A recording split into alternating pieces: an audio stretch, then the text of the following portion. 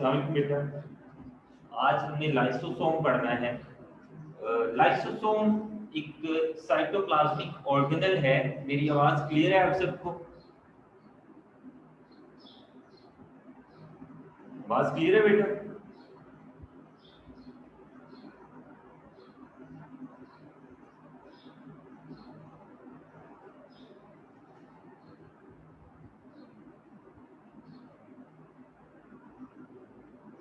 Okay.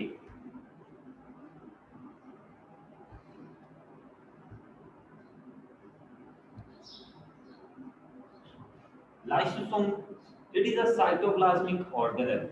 ये भी cytoplasm के अंदर पाया जाने वाला एक ऑर्गेनेल है। ठीक है, ये सेल है, ये सेल का न्यूक्लियस है, और ये क्या है? लाइसोसोम।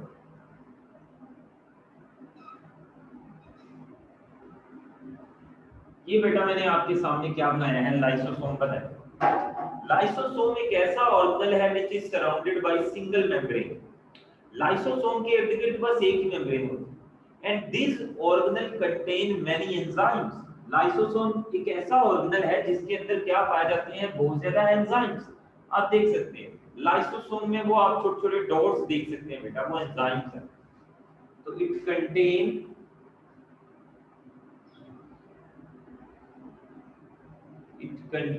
many enzymes। लाइसोसोम के अंदर बहुत ज्यादा एंजाइम्स पाए जाते हैं। अब कौन कौन से एंजाइम्स होते हैं लाइसोसोम के अंदर? लाइसोसोम के अंदर होते हैं एसिड फोस्फेटेज। ये एंजाइम्स है खास किस्म के, जो कहां पाए जाते हैं? लाइसोसोम।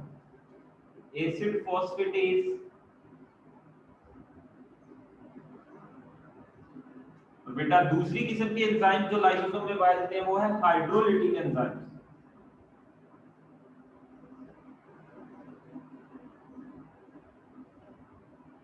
Hydrolytic enzymes. ठीक है, तो ये वाले एंजाइम्स बेटा acid फोस्फेटेज and hydrolytic enzymes, these enzymes are present in the lysosome। और लाइसोसोम एक ऐसा ऑर्गेनेल है which is surrounded by single membrane and this organelle was discovered by D dupe. इस ऑर्गेनेल को सबसे पहले कौन से साइंटिस्ट ने, कौन से साइंसदान ने डिस्कवर किया था? डी ड्यूब ने। बेटा आपको लाइसोसोम के लफ्ज का मतलब भी पता होना चाहिए। ये जो लाइसोसोम का लफ्ज है ये दो वर्ड्स के मिलने से बनता है, लाइसो और Soma. Lyso and Soma. Lyso का बेटा मतलब होता है स्प्लिटिंग,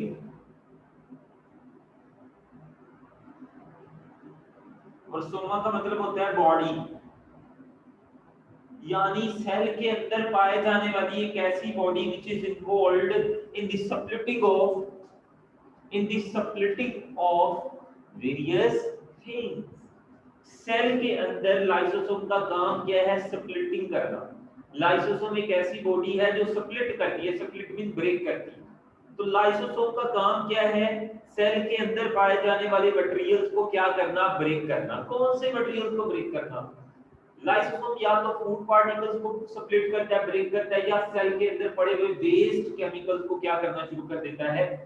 स्प्लिट करना शुरू कर देता है, ब्रेक करना शुरू कर देता है, उनकी डाइजेशन करना शुरू कर देता है। ठीक है, क्लियर है बेटा? लाइसोसोम का फंक्शन, लाइसोसोम का स्ट्रक्चर भी हमने पढ़ लिया। ठीक है, लाइसोसोम को किसने डिस्कवर किया था ये भी हमने पढ़ लिया। और बेटा लाइसोसोम एक लॉन्ग क्वेश्चन है। लाइसोसोम की नेक्स्ट है types. There are two types of lysosome.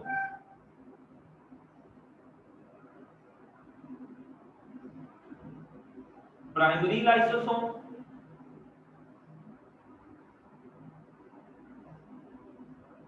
And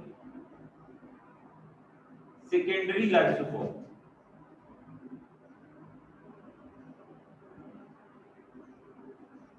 primary lysosome and secondary lysosome, these are two types of lysosome. इन दोनों टाइप्स के बारे में जरा हम देखते हैं। प्राइमरी लाइसोसोम क्या होता है, सेकेंडरी लाइसोसोम क्या होता है?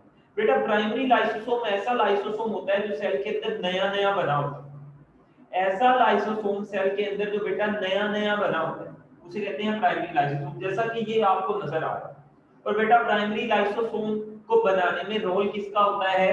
दो ऑर्गेनल्स का रोल होता है प्राइमरी लाइसोसोम को बनाने में, endoplasmic reticulum, rough endoplasmic reticulum और गोल्गी अपरेटस। बेटा ये दोनों ऑर्गेनल्स हम पढ़ चुके हैं। जाहिर है मैं डिटेल में नहीं जा सकता कि कैसे इन दोनों ऑर्गेनल से लाइसोसोम बनते हैं, वो मैं आपको पढ़ा चुका हूं कि रफ एंडोप्लाज्मिक रेटिकुलम और गोल्गी अपरेटस ये दोनों ऑर्गेनल बेटा मिलकर क्या बनाते हैं? लाइसोसोम बनाते हैं। कौन सा लाइसोसोम बनाते हैं? Primary lysosome. वो जो नया न्यूली फॉर्म्ड लाइसोसोम होता है which is formed from what? From rough endoplasmic reticulum and Golgi apparatus. इन दोनों ऑर्गेनल से जो नया नया लाइसोसोम बनता है उसे क्या कहते हैं? Primary lysosome. बेटा प्राइमरी लाइसोसोम क्लियर है?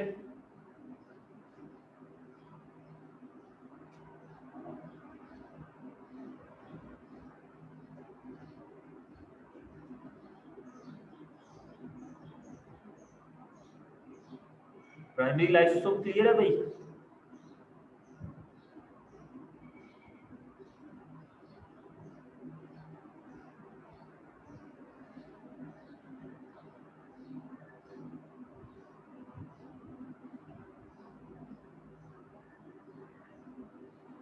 प्राइमरी लाइसोसोम क्लियर है बेटा?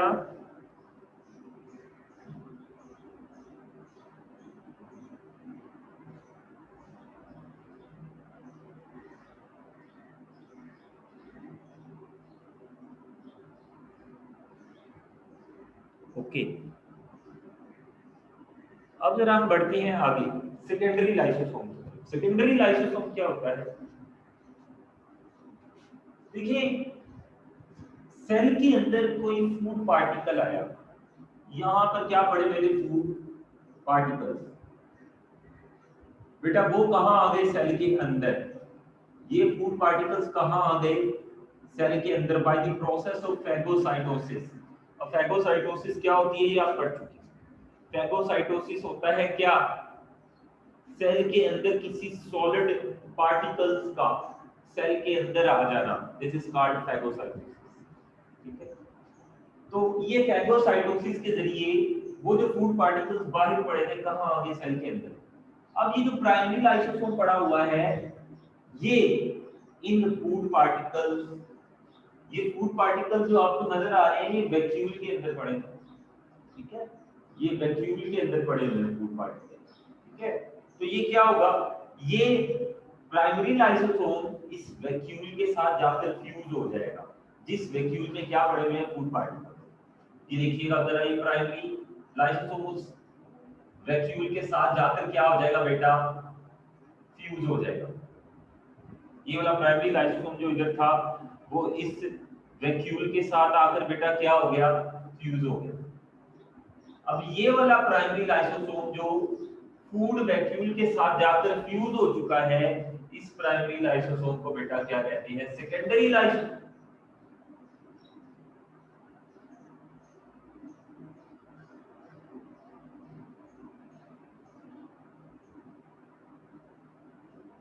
तो सेकेंडरी लाइसोसोम कौन सा लाइसोसोम होता है? अगर प्राइमरी लाइसोसोम फूड वैक्यूल के साथ जाकर फ्यूज हो जाए तो फिर हम उसको क्या कहना शुरू कर देते हैं? Secondary lysosome. और ये सेकेंडरी लाइसोसोम अब क्या करेगा? इन फूड पार्टिकल्स की ब्रेक डाउन करना शुरू कर देगा, स्प्लिट करना शुरू कर देगा। इसमें आपको जो एंजाइम्स नजर आ रहे हैं वो फूड पार्टिकल को, वैक्यूल में जो फूड पार्टिकल्स को क्या करना शुरू कर देगी? ब्रेक करना शुरू कर देगा। सेकेंडरी लाइसोसोम क्या करवाता है? फूड पार्टिकल्स की डाइजेशन करवाता है सेल के। इसके अलावा एक टर्म है क्या? Autophagy. Autophagy very important short question बेटा। ऑटोफेगी, ऑटोफेगी क्या होता है? बाल दफा क्या होता है? लाइसोसोम, आमतौर पर लाइसोसोम या तो फूड पार्टिकल्स को ब्रेक करता है या सेल में पड़े हुए कुछ वेस्ट केमिकल्स को ब्रेक करता है। लेकिन बाल दफा क्या होता है? सेल में मौजूद जो लाइसोसोम है वो सेल के ही पार्ट्स को ब्रेक करना शुरू कर देता है। लाइसोसोम क्या करता है?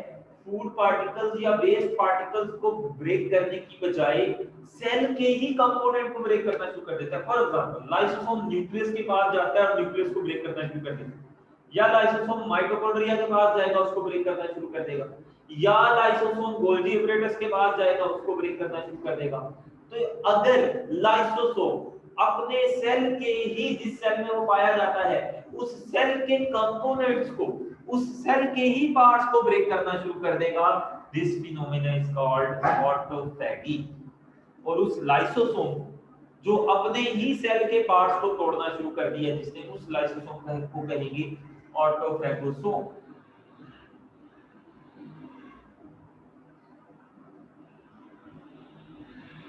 उस लाइसोसोम को क्या कहेंगे? ऑटोफैगोसोम कहेंगे, जो अपने ही सेल के पार्ट्स को ब्रेक करना शुरू कर देगा। ठीक है, नेक्स्ट है बेटा कुछ diseases which are related with the lysosome. कुछ बीमारियां पढ़नी है, वो बीमारियां क्या कहलाती हैं? Storage diseases.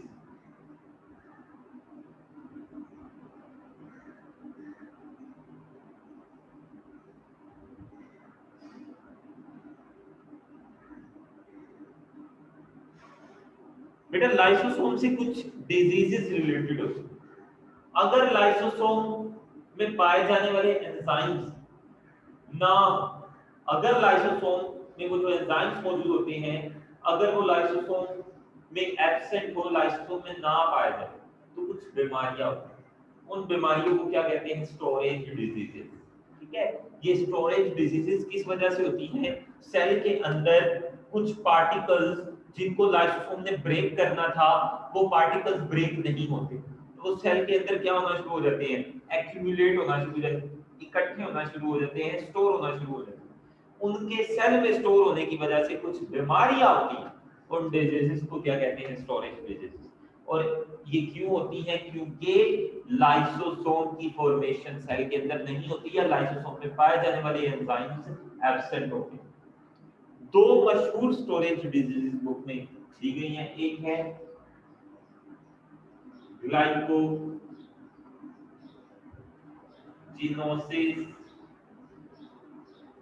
टाइप 1 है या 2 है? बताएं जरा। ग्लाइकोजिनोसिस टाइप 1 है या टाइप 2 है?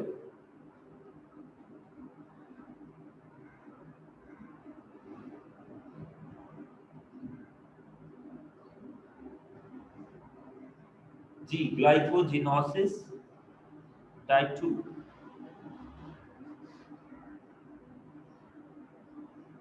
ये स्टोरेज डिजीज है। ये कब होती है? जब मसल सेल्स के अंदर ग्लाइकोजन बहुत ज्यादा स्टोर होता है। ग्लाइकोजिनोसिस नाम जितना चल रहा है, ये एक ऐसी बीमारी है जिसमें मसल सेल्स में ग्लाइकोजन बहुत ज्यादा स्टोर हो जाता है। मसल के सेल्स के अंदर ग्लाइकोजन बहुत ज्यादा अमाउंट में स्टोर हो जाता है। क्यों स्टोर होता है? क्योंकि उस ग्लाइकोजन को ब्रेक करने वाले लाइसोसोम या एंजाइम्स नहीं होते, एब्सेंट। और दूसरी बेटा बीमारी है टे सैक डिजीज। टे सैक डिजीज, ये दो बीमारी है। टे सैक डिजीज में क्या होता है? ब्रेन सेल्स में, दिमाग के सेल्स में, ब्रेन सेल्स में लिपिड्स के मॉलिक्यूल एक्यूमुलेट हो जाते हैं। लिपिड के मॉलिक्यूल, फैट एक्यूमुलेट हो जाती है ब्रेन सेल्स में बहुत ज्यादा, जिससे इंसान पहले पागल होता है, मेंटली रिटार्ड होता है, और एट द एंड डेथ हो जाती है इंसान। टे सैक डिजीज में क्या होता है? ब्रेन सेल्स में लिपिड्स की एक्यूमुलेशन हो जाती है, लिपिड बहुत ज्यादा इकट्ठा हो जाता है, जिससे पहले इंसान मेंटली रिटार्ड होगा, पागल होगा, और फिर क्या हो जाएगी? उसकी डेथ। टे सैक डिजीज। तो ये था लाइसोसोम से रिलेटेड बेटा, इंपॉर्टेंट था, लॉन्ग क्वेश्चन है ये, इसमें से शॉर्ट भी बहुत सारे बनते हैं, आप देख सकते हैं सारे शॉर्ट है, और ये प्रॉपर एक लॉन्ग क्वेश्चन है। आगे बढ़ते हैं बेटा। वैक्यूल,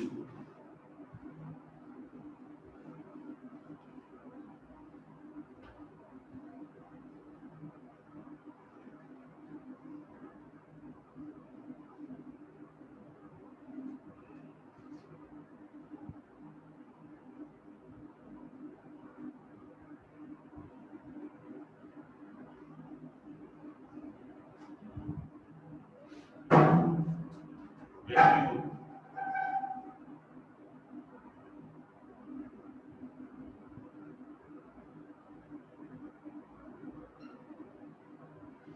वैक्यूल के बारे में पढ़ते हैं। वैक्यूल भी एक ऑर्गेनल है, सेल के अंदर पाया जाने वाला एक ऑर्गेनल है। प्लांट सेल में इसका साइज बहुत बड़ा होता है, एनिमल सेल में इसका साइज छोटा होता है वैक्यूल का। वैक्यूल का फंक्शन क्या है? इसके इर्द गिर्द भी सिंगल मेम्ब्रेन होती है वैक्यूल के, ठीक है। एनिमल और प्लांट सेल के वैक्यूल में डिफरेंस होता है। एनिमल सेल का जो बेटा वैक्यूल होता है वो छोटा सा होता है, लेकिन जो प्लांट सेल का वैक्यूल होता है बेटा वो बहुत बड़ा होता है। ये देखिए,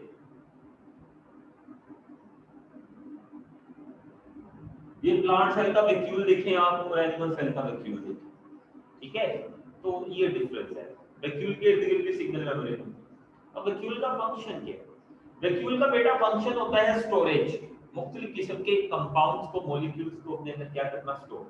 पानी को भी स्टोर कर देते हैं, ठीक है। एक इसका फंक्शन होता है प्लांट सेल में ये एक्सपैंड हो जाता है, जिसकी वजह से प्लांट सेल का वॉल्यूम भी ज्यादा हो जाता है। इसके एक्सपैंड होने की वजह से जब ये फूल जाता है सेल के अंदर, तो सेल भी क्या हो जाता है, उसका वॉल्यूम ज्यादा हो जाता है। और ये प्लांट सेल को अंदर से सपोर्ट देता है, रिजिडिटी देता है। कौन? वैक्यूल। प्लांट सेल को पिचकने नहीं देता, कोलैप्स नहीं होने देता। कौन? वैक्यूल। प्लांट सेल को अंदर से सपोर्ट कौन देता है? वैक्यूल देता है, ठीक है। ये बेटा कुछ इसके फंक्शंस हैं, ये आपने याद। नेक्स्ट बेटा वो है एक और लॉन्ग क्वेश्चन,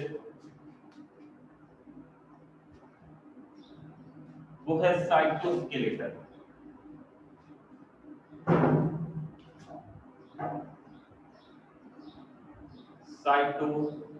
साइटोस्केलेटन, साइटोस्केलेटन क्या होता है? आज बच्चे इतने कम क्यों हैं? 1 2 3 4 5 एंड 6, सिर्फ 5 बच्चे हैं, जस्ट 5 स्टूडेंट्स। बेटा क्लासेस लें रेगुलरली। आप क्यों इतने नॉन सीरियस हैं ऑनलाइन क्लासेस के हवाले से? हालांकि आपकी क्लास अब डिले नहीं हो, वो आपके जो पेपर हैं वो डिले नहीं होंगे। आपको ये बात पता होना चाहिए। आज ऐलान हो जाएगा, फर्दर कंफर्मेटरी ऐलान भी हो जाएगा कि आपके पेपर डिले नहीं होंगे। साइटोस्केलेटन, साइटोस्केलेटन क्या है? स्केलेटन आमतौर पर ढांचे को कहते हैं, ठीक है। ढांचा जिस तरह हमारी बॉडी में ढांचा होता है, ठीक है, हड्डियों का बना होता है जो हमें अंदर से सपोर्ट देता है, हमारी बॉडी को पिचकने नहीं देता, कोलैप्स नहीं होने देता। इसी तरह सेल के अंदर भी बेटा एक स्केलेटन होता है जो सेल को अंदर से क्या देता है, सपोर्ट देता है, जो सेल को कोलैप्स नहीं होने देता। उस स्केलेटन को क्या कहते हैं? साइटोस्केलेटन। हमारा स्केलेटन तो हड्डियों से बना होता है, लेकिन सेल के अंदर तो हड्डियां नहीं ना होती। सेल का स्केलेटन फिर किससे बना होता है? बेटा सेल का स्केलेटन फाइबर्स से बना होता है। फाइबर्स कहते हैं धागों को। सेल का स्केलेटन 3 किस्म के धागों से, 3 किस्म के फाइबर्स से बना होता है। वो फाइबर्स एक दूसरे के साथ जुड़कर क्या बनाते हैं? सेल का पूरा स्केलेटन, जिसे हम साइटोस्केलेटन कहते हैं। तो साइटोस्केलेटन कंसिस्ट ऑफ 3 फाइबर्स। उनके नाम बेटा, पहला है microtubule,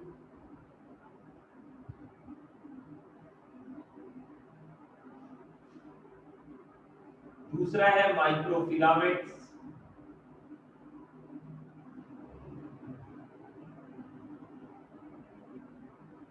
and last one intermediate filaments.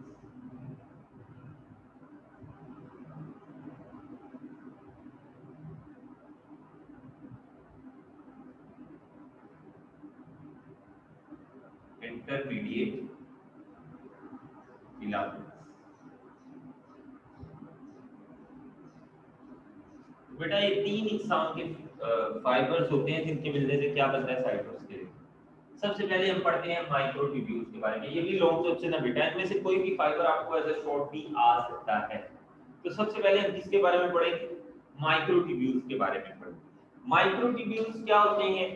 ये लॉन्ग, स्लेंडर, अनब्रांच्ड फाइबर्स होते हैं। एक पहली बात, अनब्रांच्ड होते हैं। मैं आपके सामने से बता देता हूँ। सेल के अंदर क्या होते हैं? Unbranched, long, slender. Slender mean बारीक, बहुत मोटे नहीं होते, ये बारीक से फाइबर्स होते हैं। स्लेंडर, ठीक है। पहली बात स्लेंडर, स्लेंडर मीन बारीक, इनका डायमीटर बहुत ज्यादा नहीं होता, ठीक है। तो स्लेंडर, बारीक, ठीक है। अनब्रांच्ड होते हैं, अनब्रांच्ड भी इनसे कोई ब्रांच दिखती नजर आ रही है आपको? बिल्कुल ये सीधे हैं, कोई साइड से ब्रांच नहीं। लॉन्ग होते, these long unbranched slender fibers are called microtubule, ठीक है बेटा, इन्हें क्या कहेंगे? माइक्रोट्यूब्यूल कहेंगे, ठीक है। अब ये जो माइक्रोट्यूब्यूल है ये किससे बना होता है? ये जो लंबा सा आपको फाइबर नजर आ रहा है जिसको हमने माइक्रोट्यूब्यूल कहा है, इट कंपोज्ड ऑफ ट्यूबुलिन। ये एक प्रोटीन से बना होता है, क्या नाम है उसका? ट्यूबुलिन। Composed of tubulin. ये जो बेटा माइक्रोट्यूब्यूल है ये कौन सी प्रोटीन से बना होता है? ट्यूबुलर प्रोटीन से बना होता है। इसके फंक्शन क्या है? माइक्रोट्यूब्यूल करता क्या है बेटा? माइक्रोट्यूब्यूल का काम है formation of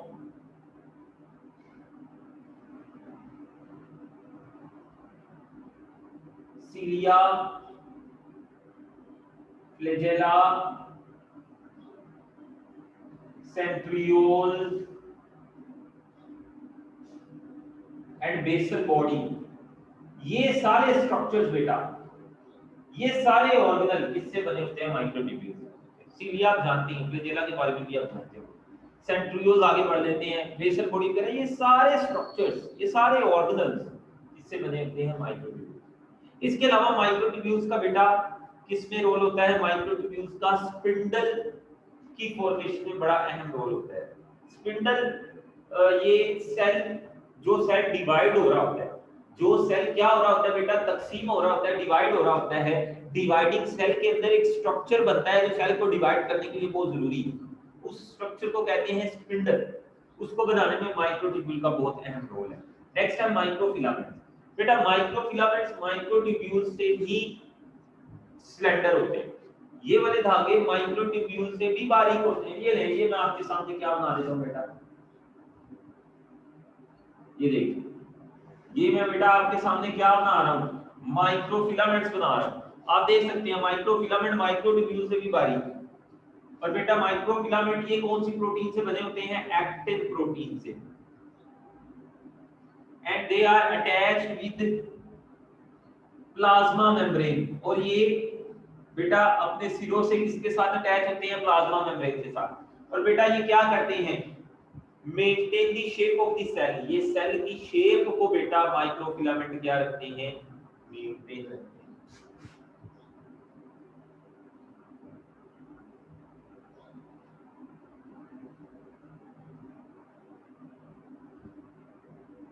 shape of cell.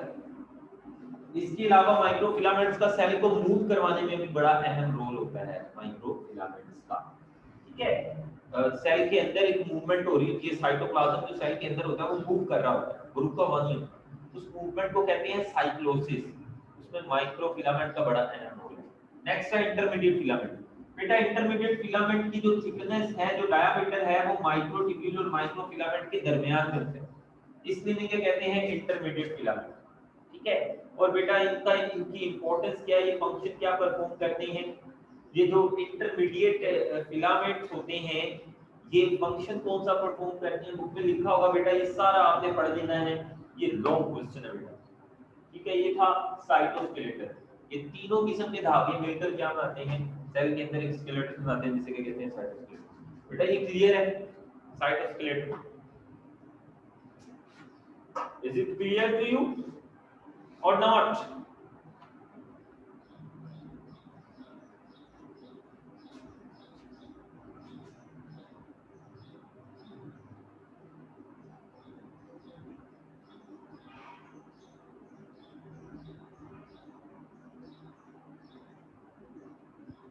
Okay.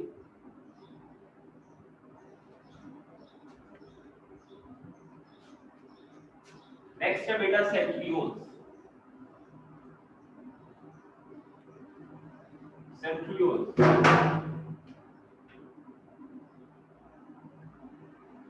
अच्छा बेटा मुझे ये बताएं, आपका जो टेस्ट है, नेक्स्ट टेस्ट कौन से चैप्टर्स का कब है? मुझे बताएं जरा। ये अगला जो टेस्ट है आपका कब है?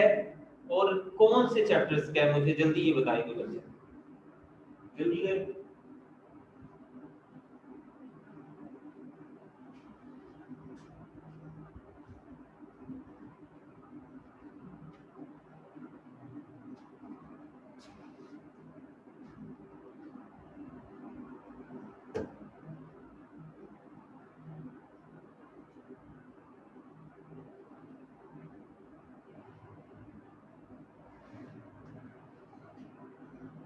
क्या मैंने कुछ पूछा है? अगला टेस्ट फ्राइडे को है, अच्छा परसों है, कौन से चैप्टर्स क्या है?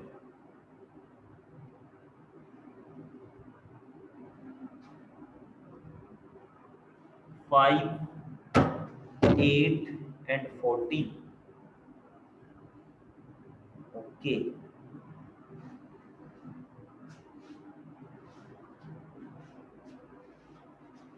सेंट्रियोल्स बेटा, सेंट्रियोल्स क्या होते हैं?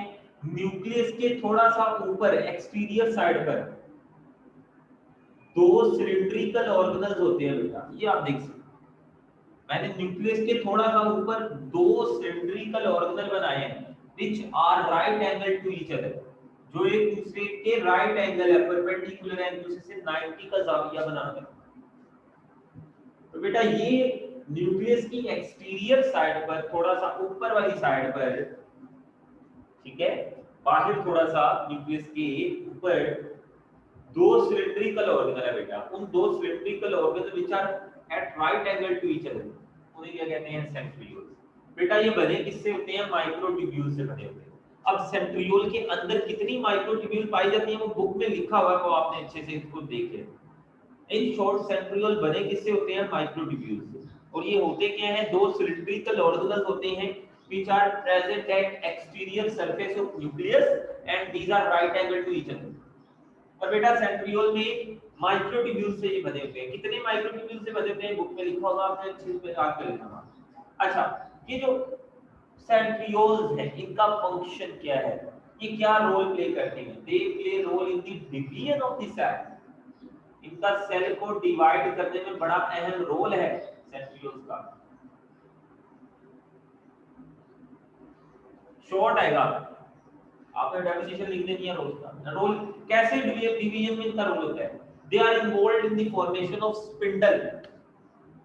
मैंने बताया था ना, स्पिंडल डिवाइडिंग सेल जो होता है, जो सेल डिवाइड हो रहा होता है उसके अंदर एक स्ट्रक्चर बनता है बड़ा सा जिसे स्पिंडल कहते हैं, ठीक है। वो स्पिंडल ही सेल को क्या करता है? डिवाइड करता है, ठीक है। तो उस स्पिंडल को बनाने में सेंट्रियोल्स का बड़ा अहम रोल है। और सेंट्रियोल्स खुद किससे बना होता है? माइक्रोट्यूब्यूल। तो सेंट्रियोल्स का सेल की डिवीजन में बड़ा अहम रोल है। It is involved in the assembly of in the formation of spindle during the cell division. बेटा ये था सेंट्रियोल। आज इतना ही काफी है। अगर कुछ कोई क्वेश्चन हो आपका आज के टॉपिक में से तो आप पूछिए।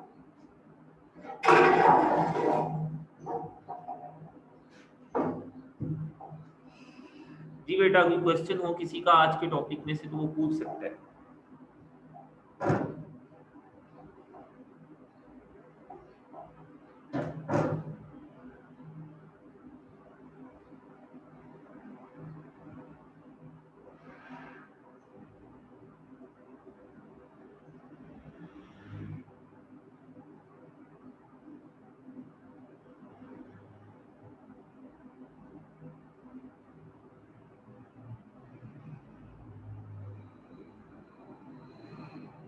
किसी का कोई क्वेश्चन नहीं है?